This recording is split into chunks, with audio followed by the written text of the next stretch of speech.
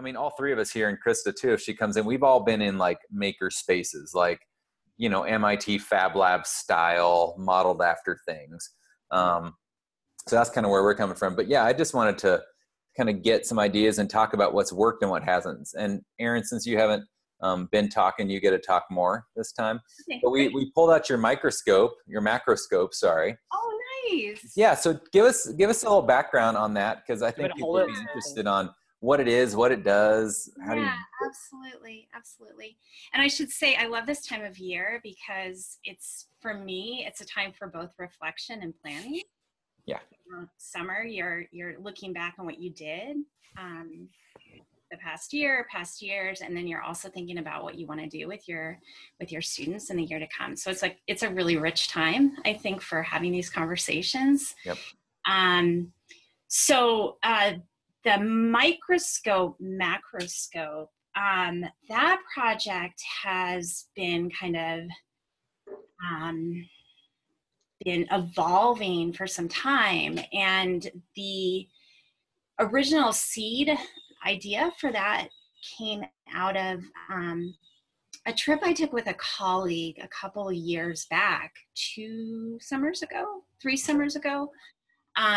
We went to Fab Lab Amsterdam, the WAG Society, and spent a week there for Biohack Academy. I don't know if you. Oh, you did. You did Bioacademy with Jean-Michel. Was he there? It was Peter Van Bohemen and his team, and the whole idea behind that project, or that collection of projects, is that you can use your digital fabrication lab as a place to make inexpensive machines for science. And while we were there, we made several machines, and it was really, really interesting and really fascinating. And one of the things that I brought home with me was a really simple microscope build with a webcam. Mm-hmm. And I kept kind of thinking on that, and like, how is this something that I could use with my students? And you both know that I work with both art students, but I also work with engineering and design. So I'm in this really interesting space where I am doing these sort of interdisciplinary projects, but I also have a lot of freedom to use the technology that I have access to, and all of these machines and all of this digital, all these digital materials and digital machines for art, as well as for, other disciplines. And so I was thinking in particular, like, how this build could be something that we could use for art. So I partnered up with my colleague in the film department, and we made micro stills, and we took pictures, and we made films. And I don't know, Patrick, how much detail you went into the actual machine itself. Not a lot. So there's there's different things you can do with this. You can. But you have to talk for it to be shown, though, Patrick. Wait, there you go. Yeah, and I wonder if you want to. I pulled up some images. Oh, okay. Oh yeah, you can just share screen. You're open to it. Oh yeah, that's right. I can do that. And if you're on a Mac, it'll just ask you which window to highlight. Okay. It would be. Yeah, I'd love to get your resources out there too. So if you have site links or whatever, just show me or put them in the chat. Can you guide me? Yes, I'm on a Mac. Can you guide me to where my share screen is? So if you hover down to the bottom, it'll open up, it'll say mute, stop video participants, Q&A, polling, share screen. Do you see that? Hover over to the bottom of your Zoom window. Yeah, I see the mute. You don't see share screen? I don't see it. Like a little green box. Share. Oh, I see share. Aha. Oh, okay. So if I click on this. The window. There you go. Do you see my whole screen? Nope, just the highlighted green box that you have. So I see the JPEG, yeah, whatever. Yep, perfect. So now, and do you see that? Like Is that there's new one? I haven't seen that one yet. Okay, so do you see this where it's like all these different, they're like handouts? I see like half of it. Do you see all of it, Patrick? No, I just see the top of the acrylic. Yeah, just click on the acrylic picture there, Christa. Okay. Wait, sorry, Erin. Okay, so you see this. All right, we'll start. There you go. Perfect. So what you see here, because this project, like I said, has been sort of several years in the making. Yeah. This is actually a microscope that one of my students made.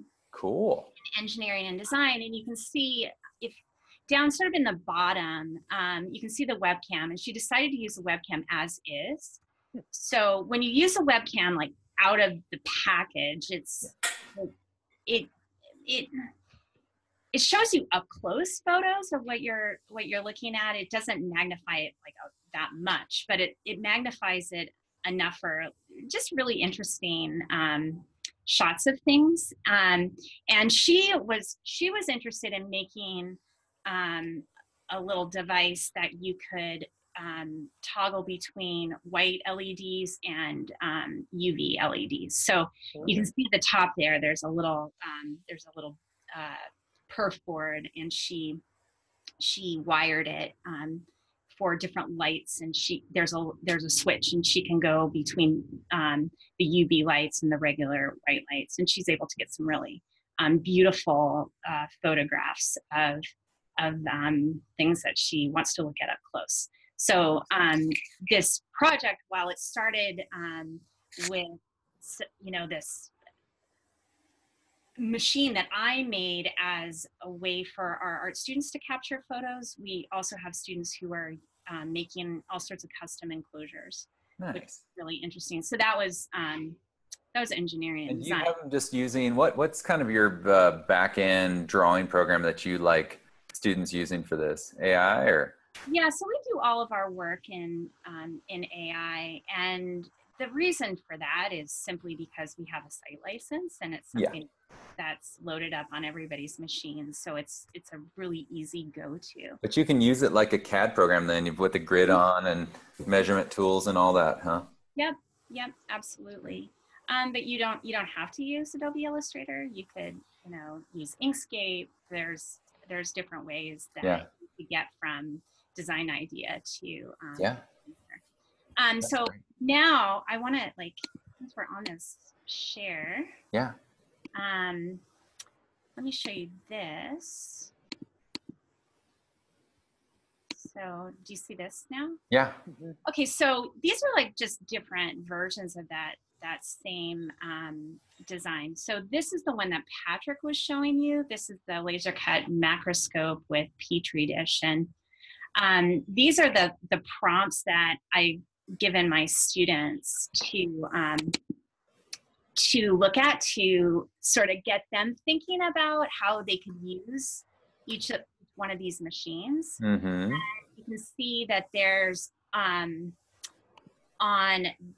the top, there's a place where you could put a phone, or you could put a tablet or something to either backlight it or to have a moving animation. And then there's a Petri dish, and there's a Petri dish down here. There's 60 millimeter Petri dishes, and you could put liquids in them. You could put dry things, and you just sits on top. It has a hole that circumference sits on there. You can see there's these teeth that you can actually move the stage up and down, and then you just choose where your focus is. So there's kind of some interesting effects that you can have with that. And this is a design that my friend Abraham, who I collaborated with, made using just cardboard. Mm-hmm.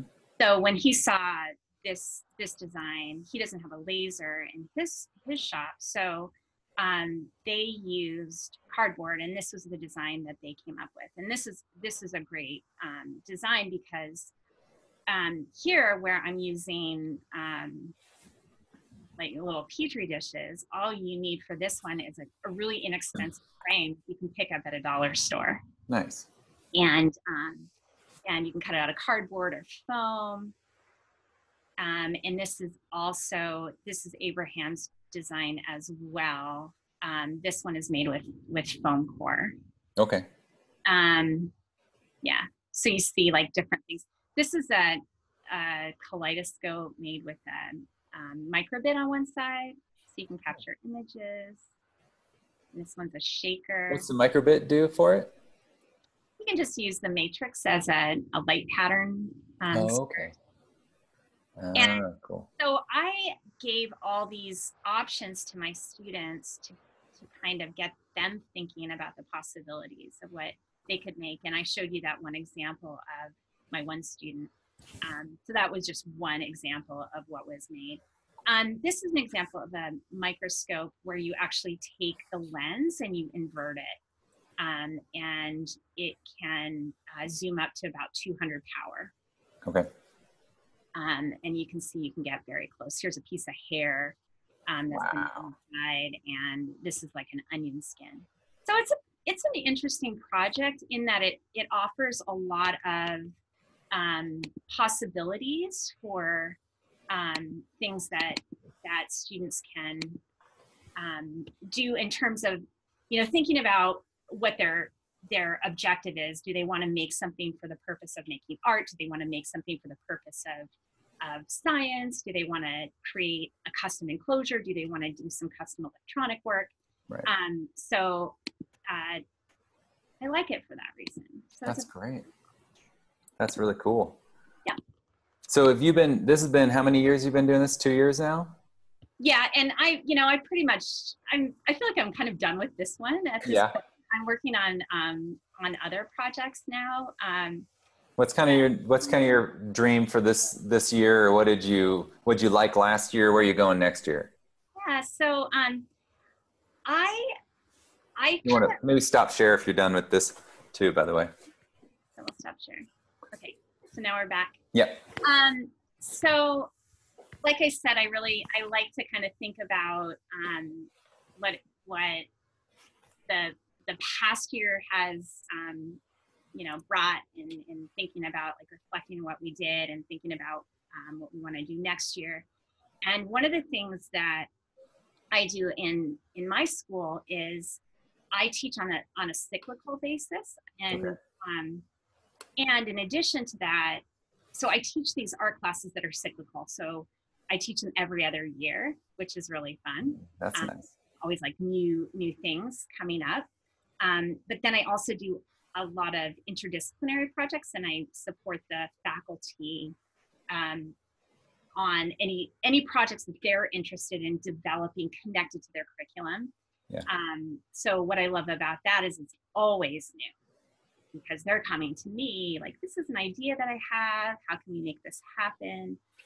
So I have a few things sort of brewing right now in the works, and when we get back in a couple of weeks, I'll be sitting down with teachers and doing some planning. But I'm also planning for my courses that I teach. And this year, I'm teaching another section of engineering and design, so I'm planning for that. And I like to kind of come up with new things. And this is also the year that I'm teaching my digital form class, where we focus on prototyping and moving from laser to CNC. So the shop bot will be in full, fun. Making large scale sculpture and Love furniture. That. You still like the blue foam core? Yeah, mostly? we'll be doing that. And we'll be making large things. So I'm doing the planning right now. Thinking about scaling and thinking about that process. I'm also teaching my interactive art course this year. So we'll be making objects and then using microcontrollers to program those objects. And then last year I taught art and code. So a lot of that is focused on like creative computing and digital fabrication of objects from that. What pieces are you using for those computing ones? Are you liking the microbit too more, or are you adding so more? one of my projects that I'm in the process of sort of planning and developing is using a microbit to make codable cardboard objects. So I'm really excited about that, using cardboard engineering and then embedding those with the microbit. And right now I'm experimenting with using the Bluetooth capability. Yes. Yep. So that's something I'll be doing with my high school students. And and the way I structure these classes is I do about 3 projects per semester. So we have a lot of time. Patrick, you mentioned that you really like spending the time having your students dig into learning the materials and experimenting with the materials. And I really like that too. And I feel like the more time you can give your students to experiment and just kind of learn without, like, in a low stakes way, without like the pressure of having to produce something like wonderful, a masterpiece, like really takes off the pressure. And what comes out of that is this really kind of authentic understanding of the materials.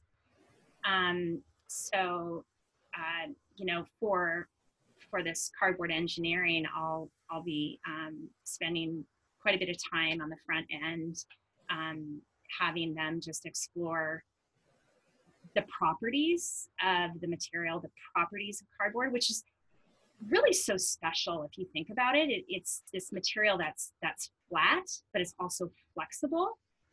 And it's flexible in one direction, but it's super strong in another direction. So just understanding those properties, students can use that to their advantage in terms of engineering what they're envisioning in their mind, like what they want to make with that.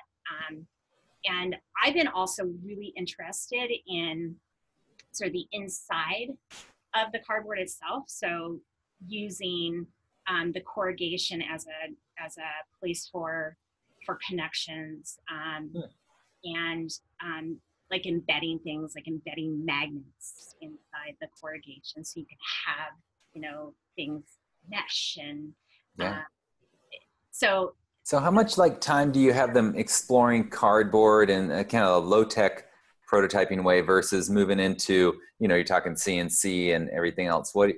And Patrick and I were talking Scrum, and you talked with them about that at Fab Learn too. So, you know, so you kind of know where he's going. But how do you manage that?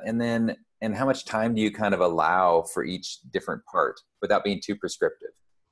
Yeah, so in my mind right now, I'm thinking about a week. I'm thinking about a week of just exploring cardboard, which will be about 4 or 5 hours, depending on, you know, how our schedule kind of plays out. And then I'll just start introducing different things. And since with using cardboard engineering and then introducing microcontrollers into that, I'll be breaking it out into another so they'll be exploring the cardboard and exploring the properties of the cardboard, and then they'll be exploring the microbit and the possibilities with the microbit, and then they have to bring those things together. So do you do all of your projects like with the microscope, where you have here's a menu of 5 different things you could try? How prescriptive, how much guardrails do you kind of give? Because you do have all that open exploration, but at the end they have some mission, challenge, themed something they're making, right? Some sort of problem or prompt. That's a good question. I think it depends. In the case of the microscope, because it was something that was developed over time, and we had so many different versions, and I was collaborating. I had a lot that I could offer in terms of possibilities that they could look at. For something like this with the cardboard engineering and the microbit, I might be bringing in some external things. Like I have a Nintendo lab do. Oh yeah, I'm bringing. Like I'll bring out. So like so cool. starting to like think about like where your programming objects, like where does that happen? And so it really depends on the project. I also try really hard to find connections between materials. So they're bringing the knowledge of other materials into the materials that they're using. So, and the more that I can find connections between physical, traditional art materials into the mix, I really like that as well. So, for instance, just to give you an example, last year I taught a 3D design class, and like I said, it's one of my cyclical art classes. And in that class, I focus a lot on material science. That's a class that we do a lot of 3D modeling and printing, but we also do mold making. And we do a lot of stuff with just like raw materials. Mm-hmm. So for that class, we used the 3D doodler a lot. Which I love. You do?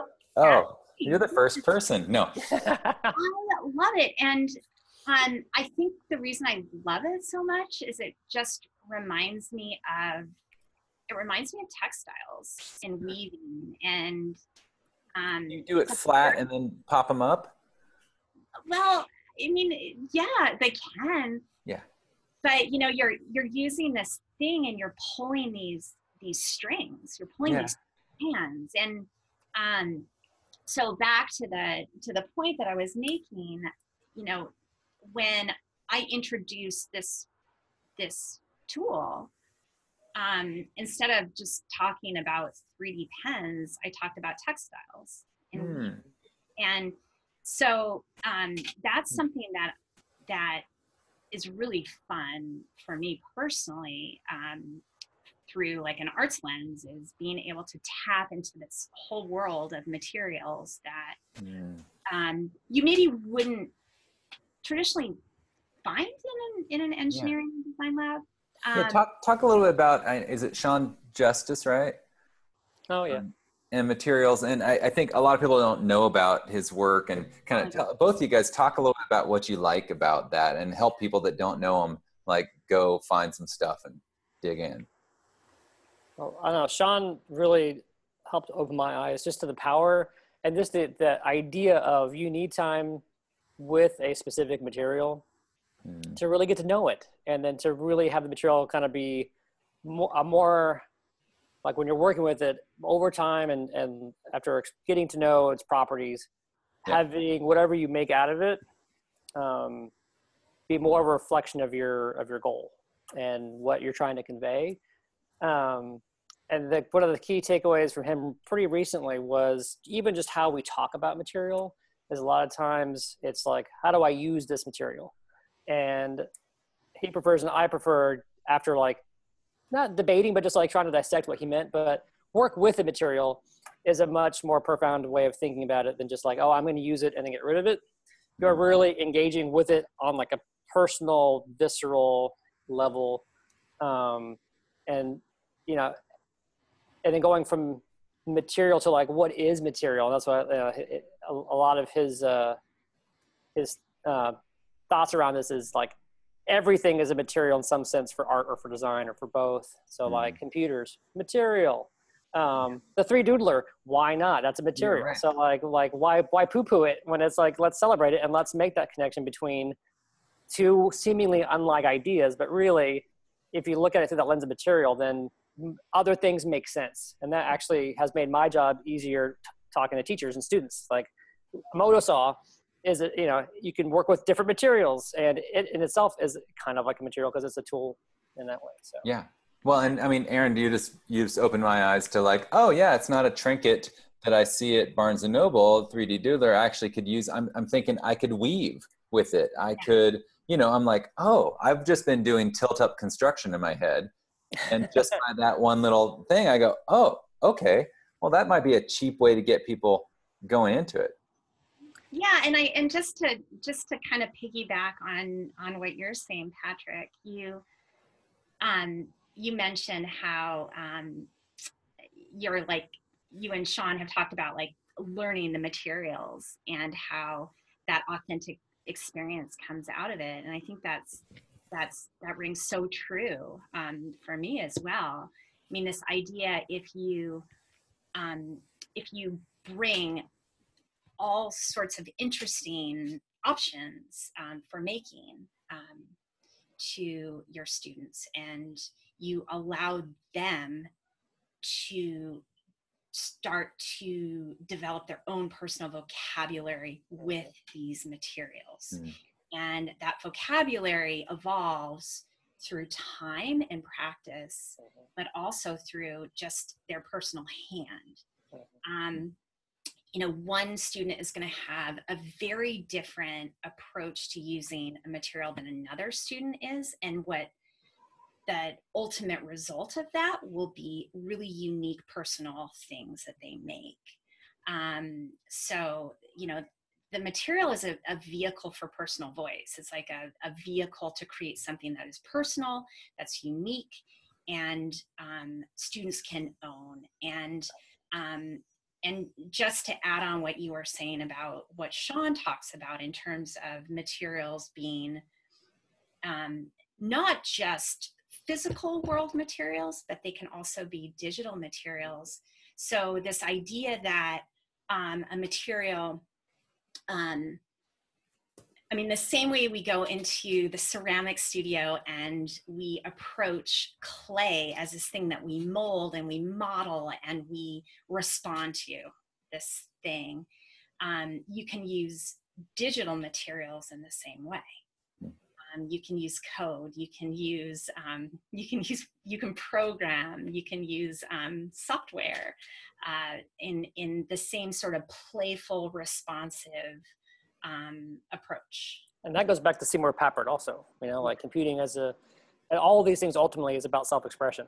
And I think some people miss that when they talk in terms of maker ed, is it has to be this like scientific STEM thing, which it can be, but ultimately it is about how does that help someone tell their own story, and develop, getting this time with the material is like, we here, and we probably got this from somewhere else, but we just call it like a fluency around material so that they can make more with it and tell their story.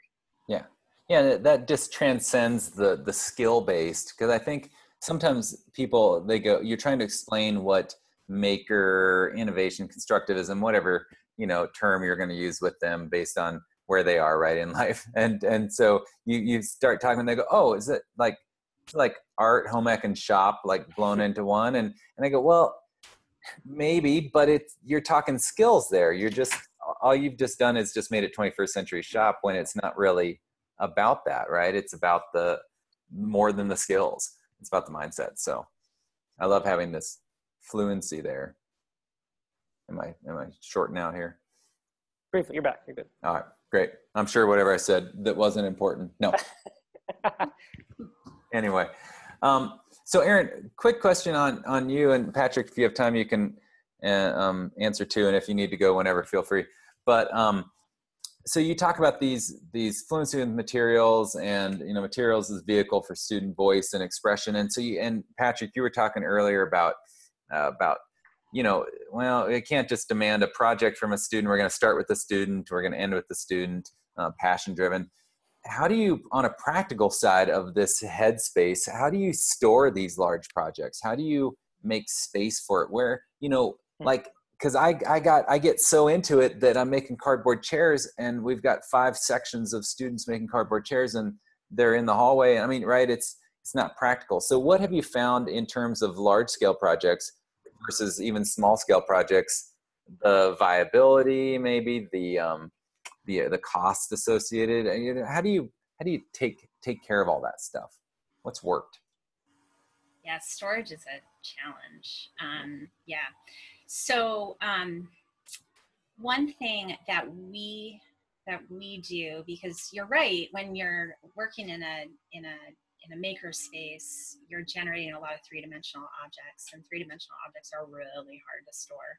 Mm-hmm. So in my classes, we have digital portfolios, and everything is documented as as portfolios, and we have images, and students take work home after they do their documentation. Okay. And they do their displays. I mean, we have a lot of display opportunity around the school, and then we simply have to get it out of the space because we just don't have the storage. Right. Another thing is prototyping. So for this this course that I'm going to be teaching coming up, where we're going to be making large scale things, the large scale comes at the end of the semester. Okay. And leading up to it, we're doing a lot of small scale prototyping. Okay. And then you just have them scale up. Mm-hmm. Are you using any parametric type tools that can help them do that without having to redraw the whole thing at a larger scale? Or we're just doing it using Illustrator and just sizing it up proportionally with math. And we do all the fitting proportionally. So knowing what their final material is, the dimensions of their final material, we scale it on the laser, or we scale it to the material, the cardboard that they're going to be using. Yeah, and if you're going from 3 mil plywood to 1/2 inch wood, that's an okay scale to joinery, still can kind of work, right? Yeah. But if you're going from 3/4 inch or 3 mil to 3 mil but just bigger, then everything changes up. It's challenging. Yeah. What do you do, Patrick? We've done this year since, this last school year, because it was such a new space, mainly small scale stuff. But even then, and we had nothing on the walls except for like our own kind of internal tools. So I try to keep as much as I could. And we're talking earlier about it. Most of the kids take their stuff, which kills me because I did some brilliant work, and it's both positive and negative. Negative for me because I it's so cool, I want to display it, but it means the kids really connected with it. Even like math projects where they could use pretty much any high tech or low tech way to do some data visualization of some like pretty cool kind of crunchy math. Like they were basically exploring conflict in math and how that shows up in data. And they, I think you might see in the back, there's like some beads hanging on the wall, and that was part of the data project. And they had some that were laser cut, and they had 3D printed ones. And the kids at the end of the year come in and start taking all their stuff back, and I'm like pleading with them, no, please just leave it. So right now it's not a problem. At my other school at St. Gabe's, we did a full-size go-kart project where it wasn't powered, but it was like they started with like cardboard, and we tried, I think one year, maybe this year, they started using smaller models and then scale them up. But then we had 2 or 3 sections of science classes making full-size go-karts, and it was a problem. They took over the space. Because we had all the shop equipment too, and we CNC'd some of it, but most of it was like table saw, drill press, that kind of stuff. And then that was a problem. As far as like we were tripping over it, and like when like little kids came in, I basically made like a parking lot with duct tape on the ground so they can like have like they can park their cars. That was like a quick fix. But there was really no way around it because right next to us was a library, and we couldn't just like leave it there. All the closets that we could normally put in, like there was like a closet that was used by like all the sports teams, and we couldn't keep stuff in there. So when do you think a large project is worth it? Because it's storage, but getting students involved in something big is cool, right? They get excited about it. But where do you think does the learning scale with the size of the project, and is it worth it? I think so. Yeah. Because it seems I think trying to put myself in like when I was a kid, I think there was that kind of magic in scale. And so anyone got this little thing, you take it home, and I made this little thing. But like if you have something you can't move it on your own, and it's at the school, and like everyone's going to see it, I think that connection is like already like magnified. Plus, I think more problems show up with the scale. And you look like parametric measuring, like things pop up that like, wow, there might be misconceptions like, oh, if I just scale it up, it's going to work. But then like, well, how are you going to fit things together and how is it not going to fall down? You know, like my dream is to build like a tiny home at school. For the kids to do some like design work and like have a little space for themselves, like a little, like some kind of weird hybrid between a tree house and a tiny house that they make. And I think that just that act of just trying it is worth it, whether it actually is successful or not, you know, maybe not the first time, but I think there's so much room for like play and hard fun, as it were, through scale. Yeah, I would agree with that. And I think it's really exciting when you're testing your ideas and you're going through this iterative process and you're improving a design. So you're starting with something and you're improving it and you're working at a small scale and you keep tinkering with it and it's getting better and it's getting better and you're working out the bugs. And then it's kind of time to launch and you're ready to move into scaling up. And I think there's ways that you can do it that are lower stakes too. You can always scale up in cardboard.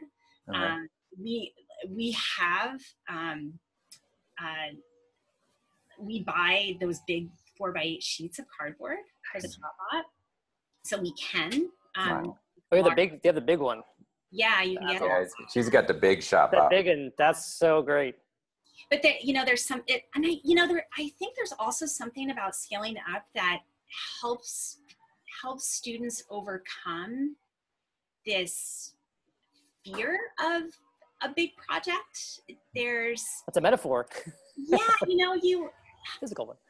Yeah, it helps you to understand how things work, and it helps you understand how you can take small steps towards something pretty magnificent, right? Like, so I think there's a lot of value if it's something you can plan, and I think it's important to know the constraints of your program, the constraints of what you have in your setup that will allow whatever's kind of scaling is possible. But if it's something you can do, I think that there's definitely value in it. Christa's here. Wow. We were supposed to be at 4, right? Well, no, that's about right. I thought so too, Christa. Everybody thought differently. Obviously, it was my fault of not communicating it very well. Not everyone.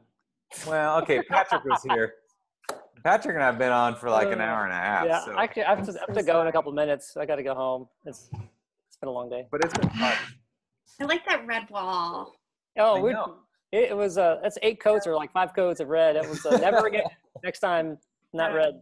I love it, but for a while, it looked like a kill room from Dexter. It was just like red everywhere. It was, and I had purchased all the equipment and just covered it in that plastic, like canvasy stuff, and that it looked terrifying. And it was like at the beginning of the school year, and everyone can see it, and they're like, they'd walk by and look at me, they look at the paint, and just like it looks so bad, like the first like 3 or 4 coats, and they were just like, "There's this new guy. Are you getting close?" We're like, "We're getting there."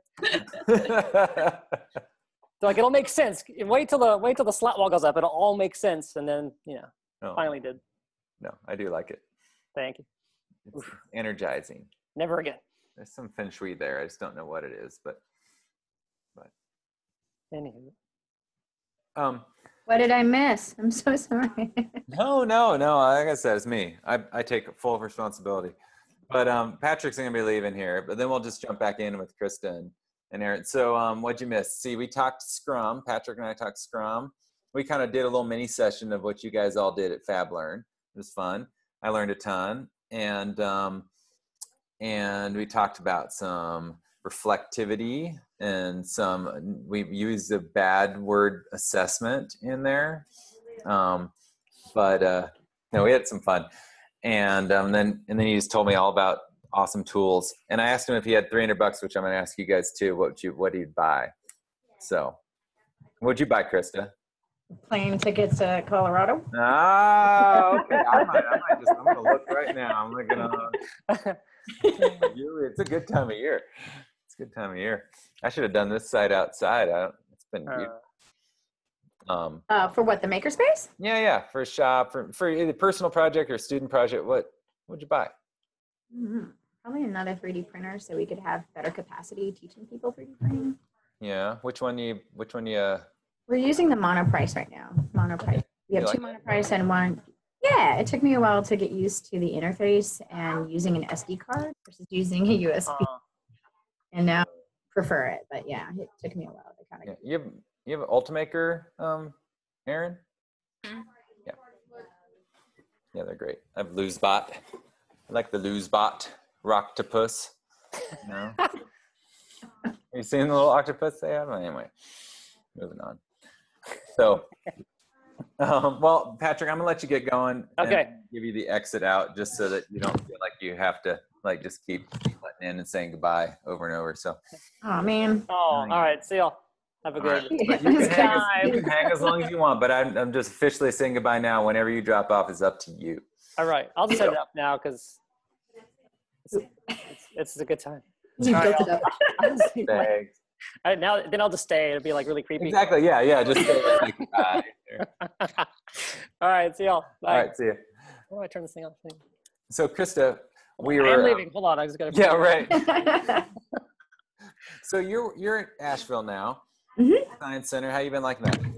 Good. It's been interesting. It's a pretty small population here. It's only 80,000 people. Oh, it's smaller than Fort Collins, but you have Super tiny. Belgium there, so. It's such a rich maker community, like historically and currently. So we're trying to like bring all the connective tissue in and bring everybody together, hopefully by like getting our own maker fair here within next spring. So the closest one to us is at Charlotte, which is like 2.5 hour drive from here. So what was the summer camp you were doing? What kind of makery stuff were you doing in there this summer? That was a collaboration with a local public school called Montford North Star Academy. It's kind of a charter school, and their theme is STEAM, so they're very STEAM based. And so they worked with us to introduce kids to Arduino processing for the first time, 6th and 7th graders. And so they spent a half day doing programming and a half day touring around looking at different industries in the area. So they went to a couple of job sites and walked away with some swag. Like yesterday, they came to class with having gotten safety goggles at one of the places they went to, and then today they came back with hair nets and beard nets. Beard nets. They were so stoked, and earphones, which is actually something a lot of people wear like at the breweries around here because the machine for all the lines can be a little bit loud. That's cool. Yeah. Was that with Arduino, just straight up Arduino Unos, or? Super straight up Arduino, yeah. We're not even cool enough to try the micro bit yet. We're just Arduino, so good. Yeah. Cool. Have you tried the microbit at all, personally? Not personally, no. It's pretty good. I pretty much like it. Yeah, it's funny because, they have Circuit Playground. They have, other boards you can use even with MakeCode. But the microbit, they just thought it out well. It's the first one. They did it well. Like that little tiny matrix of LEDs on there. And it has its own built-in like LCD display as well, right? No, well, it's got its little 8-bit, what's it, a 5x5, Erin? Surface mount LEDs that you can turn on so you can make a little heartbeat or a little, Pac-Man, or you can scroll a letter across. And it's got an accelerometer, and it has Bluetooth, what Erin and I were talking about, where you can do, you can basically pair it with another one, and you can transmit receive. So you can play a game where one student has it and they bounce the ball across the room virtually to Wi-Fi, basically to the other screen. And then they can, so you can play, what is that, paddle? It's Pong, right? You can make Pong basically that just showed your side of the ball and it would bounce back to them. So cool. That's good stuff. So we'll probably go for about another 15 minutes. I'm just recording. I'll probably break it into sections. Right now we're on Facebook Live too, and there's 10 people there. So I'm just kind of looking at different questions. But really the whole point was, I was telling Erin and Patrick earlier, was just, we did these calls all the time with the early Fab Fellows, and then the second group of Fab Fellows, 2016. Where'd you guys been? Where'd you guys go? That's not their fault, right? No. Anyway. They don't have Sylvia, and they don't. I know. Sylvia and Paula were on fire that first year, and I love those calls. And so I just was like, if we could just record them, put them out there, let people listen to them and kind of hear what's going on, what's been working, what isn't, what people are doing. So Erin shared a little bit. So maybe you can just jump in and share, what did Erin share? I want to know what Erin shared. Well, Erin, how would you want to give a little background? I mean, she shared awesome. I shared a little bit about the microscope project, and I talked a little bit about what I'm planning for the upcoming year. I'm going to be doing a cardboard engineering and micro-bit project to make objects that we interactive. And I think that was about it. We talked about materials. Yeah, we talked about Sean's work and materials, and yeah, we talked about Sean Justice and material vocabulary. We talked about scaling and how to manage large things in space.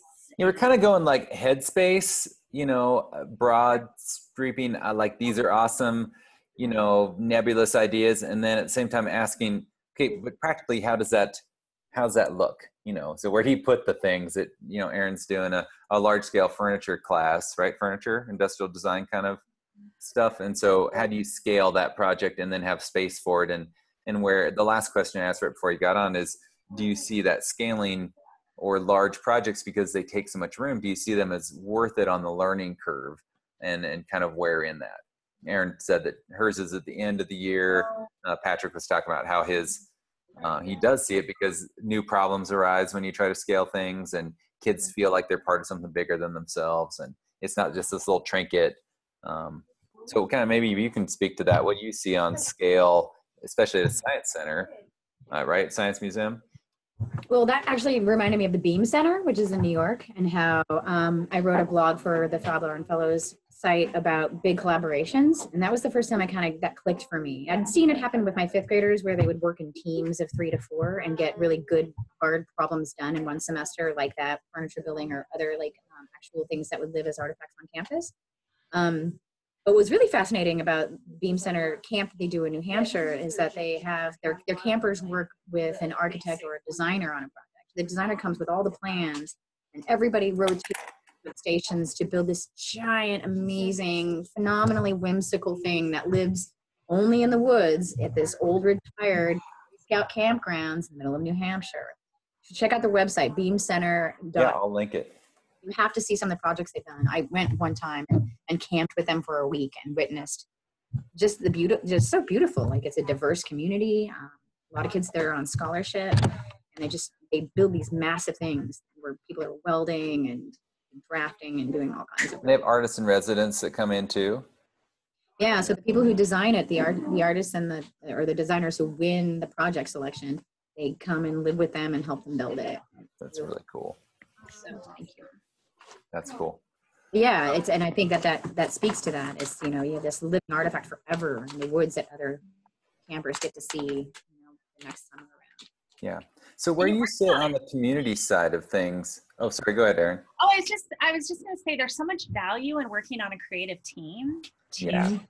You really start to understand how you work and how you think as a maker, and to be part of a larger production. I think so practically, again, how does that work? How do you get not one student just doing the whole thing, or maybe in a community makerspace, how do you get them when they're not always there?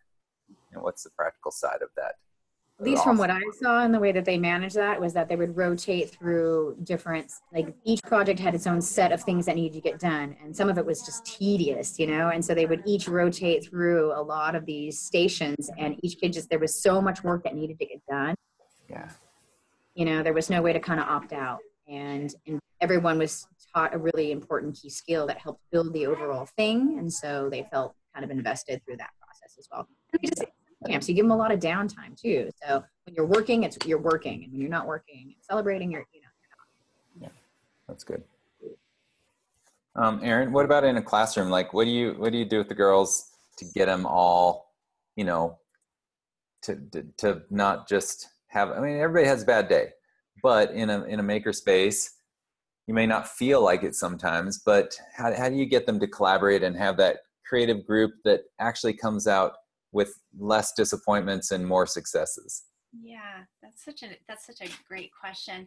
Well, I see that happening in sort of two different ways. So one of the classes I teach, I work with the fourth graders throughout the year on games, which is Greenwich Academy Makers and Engineers, and they design and build toys for their little sisters. And it's, I think, out of all of the classes I teach and all of the facilitation I do at the school, it's the one that's most open-ended and most chaotic. And there's 20 girls in the space at a time, and which in and of itself is not huge, but they're all doing different things. And what ends up happening from that situation is I'm not as available as I might be if we were working, say, with one material, or if there were more constraints on the problem.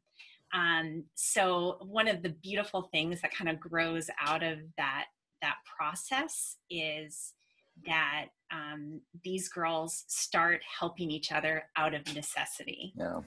Because they have to. So that's been a beautiful thing that I've watched sort of unfold, is the partnership and the collaboration and the democratization of knowledge.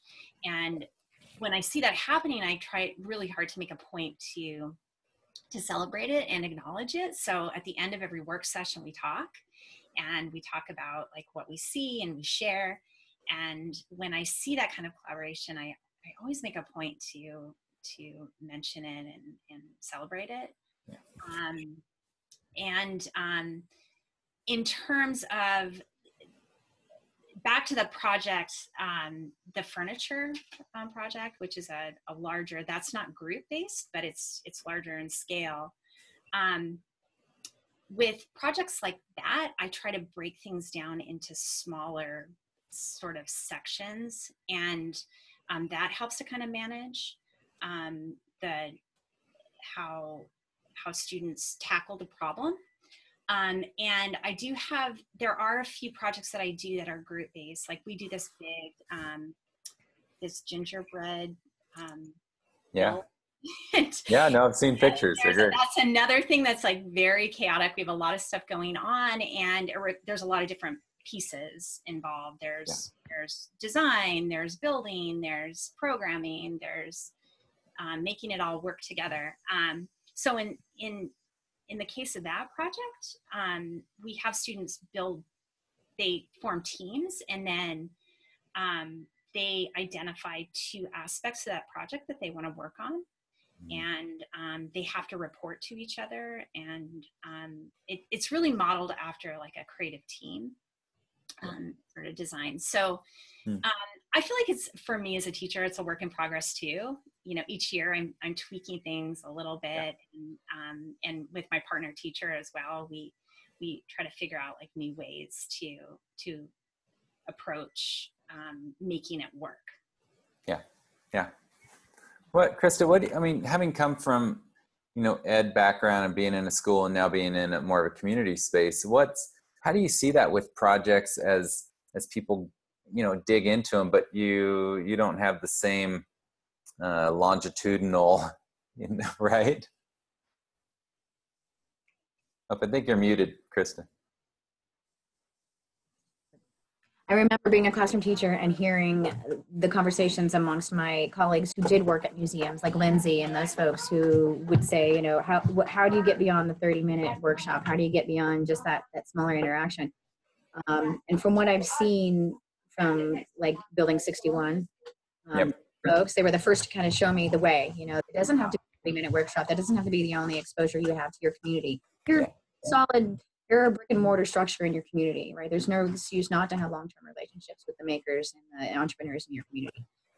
You do it, it's by pairing with existing partnerships, people that are already doing long-term relationships with people in the community, and they're using that facility as another branch to give them a leg up. And so that the program they do where they teach them how to use the laser cutter, and then they make things and they sell them at their craft market. Is that they're teaching here at the STEAM Studio as well, not for people who are in need, but to their students, kind of as an economic model of how to use a makerspace. Yeah. For us, it's relationships that we have with our outreach. We have people that come at least once a week for 10 weeks straight. So we get to see a couple middle schoolers for long next. We have the potential for meeting there, and then camps. And that's it. The camps are the only times. And so the focus all the other times is to give them an experience where they leave here feeling smarter. Just a little notch up, that's all I ask. You don't want them to necessarily learn how to program in 30 minutes or anything significant. Just exposing them to a tool or an idea or a way of problem solving using, really entry-level problems for them to have fun with or to tinker with, and still be a benefit to them in terms of wanting more. We can at least spark something. Cool. Yeah. What's kind of your list of, top 30-minute projects that people can come in and kind of tinker with and explore? So if you're a teacher, even just in a library that wants to just set something out, what are you finding success with? Ramp racers is the name of one that we do here. It's a cardboard dream. In fact, this is sort of the remnants of it. Just piles and piles of really good cardboard that makes good ramps. You get packaging materials that has like these really nice sharp corners, things like that. The goal is to get a Hot Wheels car to go from point A to point B, but stop on the B. So you're defeating momentum, you're defeating inertia by adding in friction and tweaking with the incline. And so it's not an easy problem, but it isn't super serious, so that as people fail constantly, it's fun. You continue to do it. But it does take some tinkering and all these concepts in physics. And it's structural engineering, because you can't have a ramp that isn't sound first and foremost. And, if you want it to be consistent. Do you have like scaffolding that they put it on, or they make their own uprights? Yeah, so we have some homemade ones that are floating around somewhere, but we also have like your traditional science ring stands as the kind of the leg up to give them a little incline. So that's one that we do a lot. Cool. Have you done any more of the toy hacking? Well, we did it with our kindergarten summer camp. I don't know if you saw the photos. No, I'll have to look those up. Super cute. So the first day we had a Young Inventors camp, and we had just a regular STEM camp. And the Young Inventors, the first activity was, let's look at how people have already invented. Let's deconstruct stuff. And that was fascinating for them to just take stuff apart. And they're little, they're 5 and 6, so just using screwdrivers is a whole challenge. We didn't end up programming them or anything crazy like that, but we ended up reusing some of the bits and bobs and making new things out of the hacked and harvested parts. So, okay. Yeah. That didn't scare them too much? No. In fact, I actually, there was one group that had been dissecting a baby doll, and they found that they could cut like the skin off of the head, her skin. And I took a picture of it, and there's these 2 little boys like cutting the skin off the face of a baby. When I posted it on Twitter, it got blocked as having sensitive content, because like it hit some algorithm of being too obscene. Oh no. Yeah, so we are definitely doing that toy hacking and doing it with younger grades. Yeah.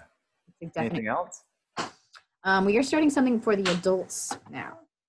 We have a new program once a month called Make and Mingle. So anybody wants to send some activities to me with activities that are like maybe a 20 to 30 minute make project. The first one we're going to do is Erin's workshop from FabLearn from 3 years ago now. Do you want to describe that amazing project?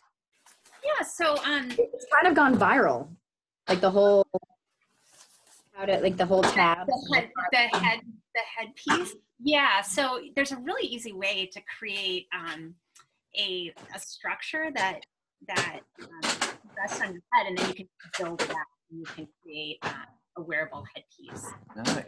So I have a little handout, and if anybody's interested, it's on my my website. All right, I'll link it. Was that when I was in Japan? It must have been that year. Yeah. Yeah, you Skyped in. Yeah. I missed that session. That's so fun. I can't wait to see pictures. Yeah. So we're going to have like some local sound makers. Moog Foundation is based out of here. So we're going to try to get some people to bring their synthesizers and make music here and make things that, you know, they can take home. So that's our next plan, is to an adult playtime. Cool. Yeah. That's great.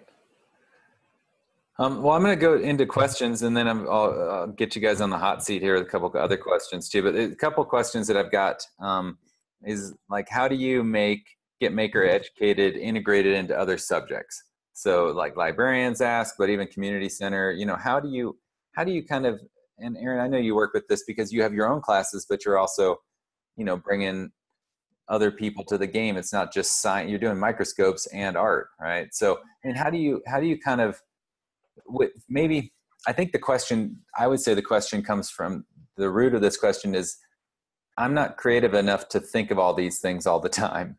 How, you know, how do those sparks happen? So I don't, well, actually let me talk about just quickly how I set the stage to invite people to come with their ideas. So every year, and I'll be doing this in a couple of weeks, I hit every faculty meeting.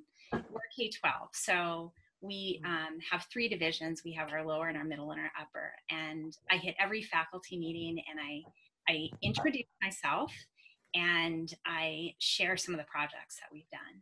And I'm very conscious of trying to show a wide range of disciplines and levels too.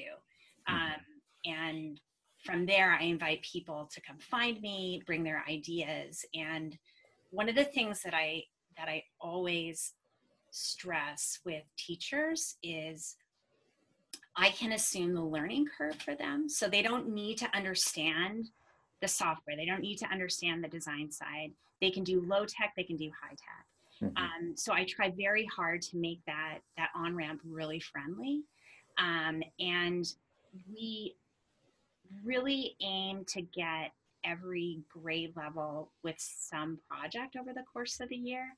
But it doesn't have to be, you know, a 4-week project. It could be a few days in the lab working on something that's low tech.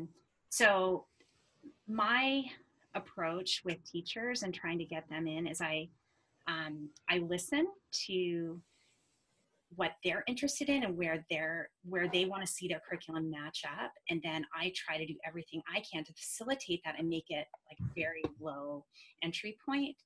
And another thing I've noticed over time, colleague to colleague, that becomes a very powerful tool for developing integrated projects. So when you have a very invested teacher who's used the space with their class, that say in a particular subject, they become an advocate for their department. So I try really hard to develop kind of these networks over time within the school. And I don't put a lot of pressure on myself as the maker in residence, so to speak, to come up with the ideas, because I want it to be them, and I want the ideas to be fully their idea. I want them to have ownership of it. And what I try to do more, instead of coming up with the ideas, is act as the support for them and listen very carefully to what they envision and see how I can make those pieces mesh. And another thing, I don't put a lot of pressure on myself either to hit every point. So I try very hard to be aware of what their learning objectives are, and then I try to isolate what those learning objectives are. So for a new maker, I don't know, somebody that's just got a lab or they're working on one, what would you recommend for how much time of programmed classes that you own versus how much time you have for supporting teachers? Oh, that's a really good question. I think it really depends on the school and what the community needs and what the community envisions, because I think there's lots of different models out there. Okay. I think that there are schools that have program maker time, and there are schools that have only integrated projects. So I think it really depends on what the objective of the school is. Great. Christa, any thoughts on that? Either of those? Well, I guess going to the original question about how do you have making like apply to the different subject areas? Are we assuming sort of like literacy, mathematics? Yeah, I think people are saying, hey, I'm a librarian and I'm used to carting books and curating sets of resources for teachers, but now I'm running this little kind of maker space. Maybe I've got a bigger one like Todd has in Chicago, but whatever. How do I resource people and bring integrated projects to be, right? When I don't know history, therefore how am I supposed to think of a new history project? I think that's kind of the root of the question. Okay. I guess I was just curious, like who's asking, if it's like a this particularly is a librarian, so okay. Yeah, I'd like to know more what their actual needs are in terms of the integration, that like the level of integration that they're thinking, because if you're using books just as their platform, then you're beginning with literacy, right? And there's a lot of librarians that are kind of going that route. It's like, okay, and then create something that somehow solves a problem for the character in the story, things like that. So there's kind of that empathy and design thinking, but instead of asking a random individual that might exist in the room or a teacher or an adult, you're empathizing with a character in a story.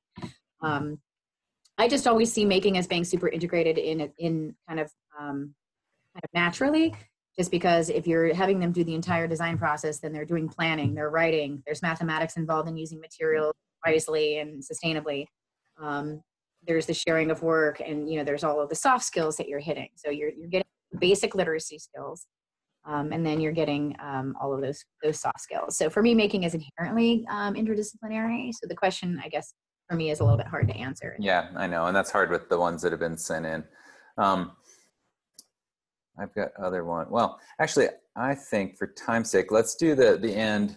I'm probably going to do a little montage of these. So I'll just ask, since you're on the screen there, Christa, I'm going to ask you a little hot seat question.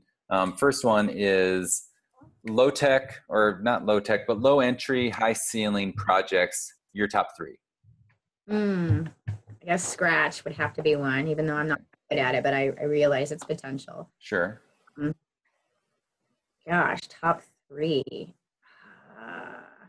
you come back to me, or is that what? No, that's a hot. You can give me 2. I guess anything that requires like 3D printing, you can start with something really basic geometrical stuff. Then when you actually get into the problem solving aspect of it, it can be quite challenging. Any kind of form of programming that's drag and drop. Any tinkering ones that you've liked?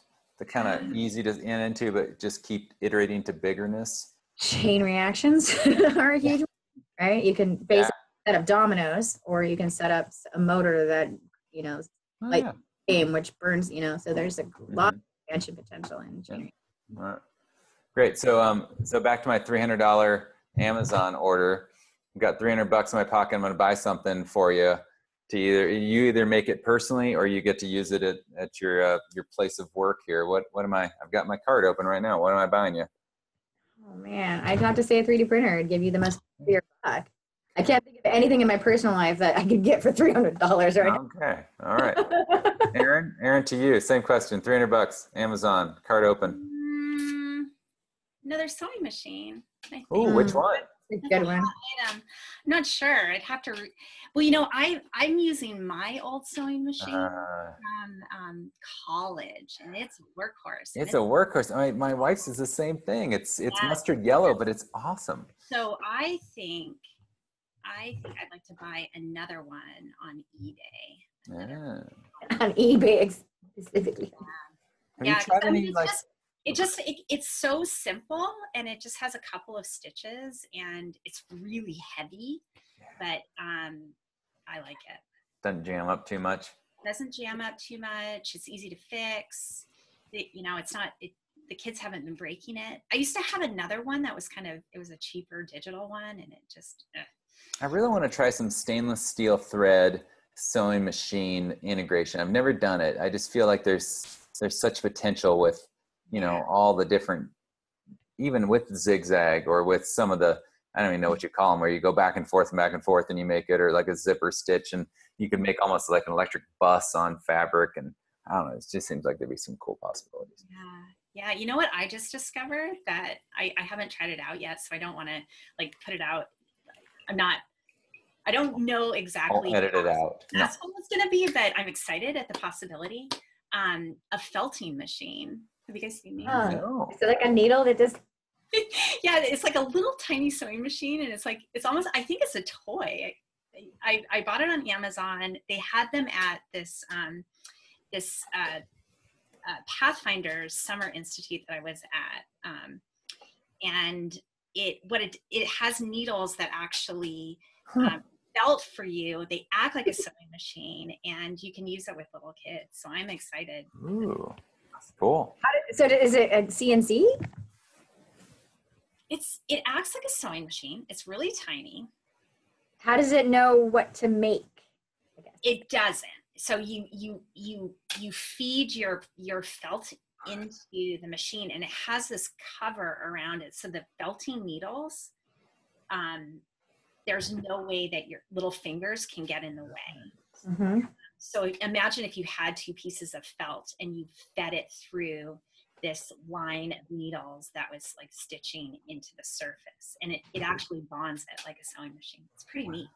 Oh, that's cool. Yeah. So. Wow. All right, you got like $50 more. What else? Tools. Lots Like of what? Like hammers and nails tools, or I could use some calipers. You can kick them down. digital calipers? Good pair of digital calipers. Tweezers and screwdrivers and saws and tools. All right. I'll get the cart. I'll get you guys' address. Thank you. Oh, it just crashed. I'm sorry. I'm so sorry. Oh, well. Oh, well, I guess it didn't work. No. And last thing, with the same thing with the projects, perfect segue. What's your most exciting thing you're excited about? You're excited about a felter. That's great, Erin. But what other things are you excited about? Projects, tools, things you're going to? What's kind of your next just fun thing that you're super passionate about? So I just got last year I backed on Kickstarter this little vacuum former, a Maku. It just came in. So I'm pretty excited about that. And one of my projects that I'm going to be doing with my design class is package design. So I'm excited to do some 3D printing and do some vacuum forming and then some cardboard design.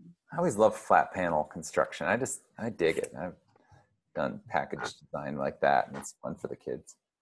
I'm excited for that. Cool. How about you, Christa? We've been doing a lot with the Girl Scouts. They have the STEM badges. So they have mechanical engineering and astronomy badges. So we've been developing programming around that. And so we're going to relaunch that in September. And that's been pretty awesome. So that's like 2 to 3 hour intensive STEM workshops for all girls so they can earn their little badges. It's pretty amazing. Nice.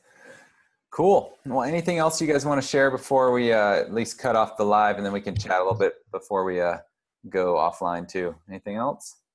No. Thanks for doing this, Knowledge Ian. that just would help people? Thanks for keeping the flame. Well, I'm trying. All right. Yeah. I'm going to stop the stream. Bye-bye. Facebook Live to all 8 people that are still there. I appreciate you. And I'll record it and post it back on YouTube too. So next time, Colleen Graves is going to be on next Tuesday, by the way.